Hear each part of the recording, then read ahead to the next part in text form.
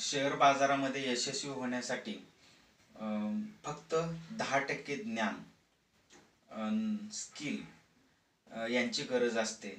45% मनी management आणि 45% सायकोलॉजीची गरज असते.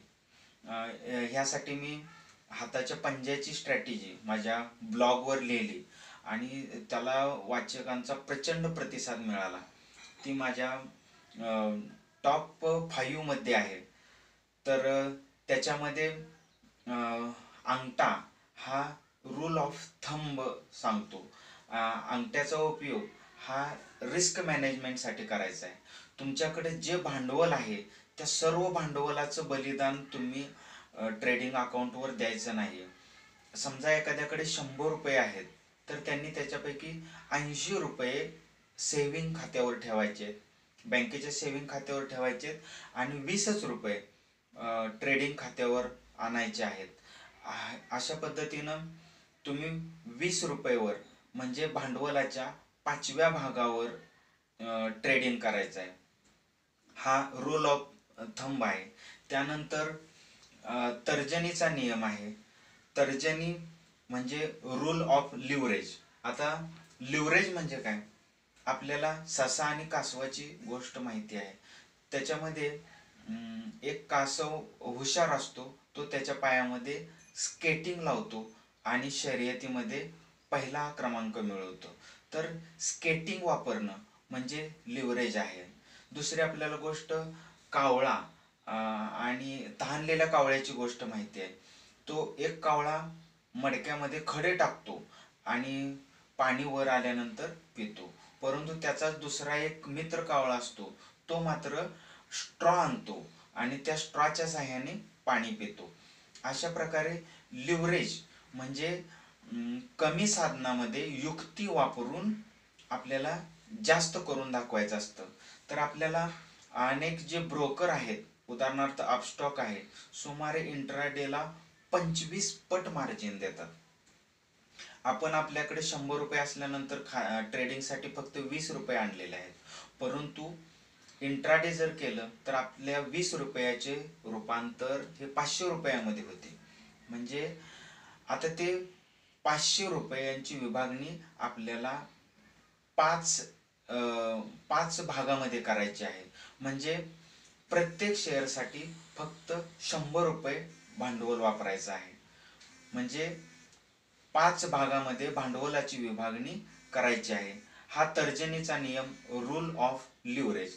त्यानंतर मधले बोट हे डायव्हर्सिफिकेशन सुचवते. आपला एखादा स्टॉप लॉस हिट होऊ शकतो किंवा दररोज प्रत्येक वेळी एकच सेक्टर एका दिशेनं जाईल, आपल्या दिशेनं जाईल हे सांगता येत नाही. म्हणून तुम्ही वेगवेगळ्या 5 सेक्टर मधल्या वेगवेगळ्या 5 कंपन्या निवडायच्या आहेत. त्यानंतर त्याचा बीटा व्हॅल्यू तपासायचा आहे. बीटा म्हणजे चंचलता, बाजारच्या तुलनेमध्ये त्याची वर खाली होण्याची क्षमता तपासायची आहे. म्हणजे मधलं बोट हे तुम्ही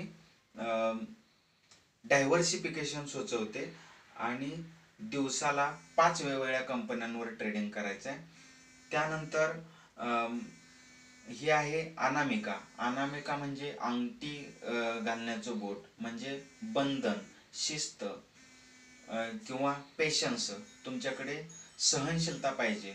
त्याच्यासाठी तुम्ही आठवड्यातले 5 दिवस ट्रेडिंग करणे असेल किंवा भांडवलाचा 5वाच भाग वापरणे. त्यानंतर 5व्या भागाचे 5 भाग तयार करणे आणि प्रत्येक भागावर एका शेअरची खरेदी करणे. अशा प्रकारे तुम्ही 5चा नियम वापरण्याचे बंधन पाळणे म्हणजे अनामिका.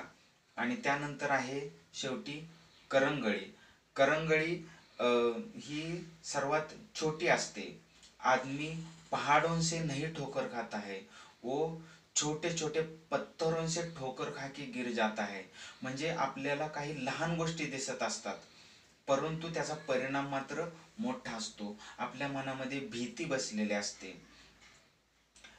तुम्ही जर ज्ञान मिळवलं, स्किल घेतलं तर तुमच्या मनातली भीती कमी होऊन जाईल. एक पाय पाण्यात आणि एक पाय जमिनीवर असं कुणालाही पोहता येत नसतं, परंतु प्रॅक्टिकल केल्यानंतर, ज्ञान मिळवल्यानंतर तुमच्या मनातली भीती कमी होत असते. करंगळी ही तुमच्या मनाच्या श्रीमंतीचं लक्षण आहे. मन करारे श्रीमंत, मन करारे प्रसन्न, सर्व सिद्धीचे कारण. तुम्हाला हाव नियंत्रण करायचं आहे, त्याच्यासाठी सोन्याचं अंड देणाऱ्या कोंबडीची गोष्ट लक्षात ठेवायची आहे.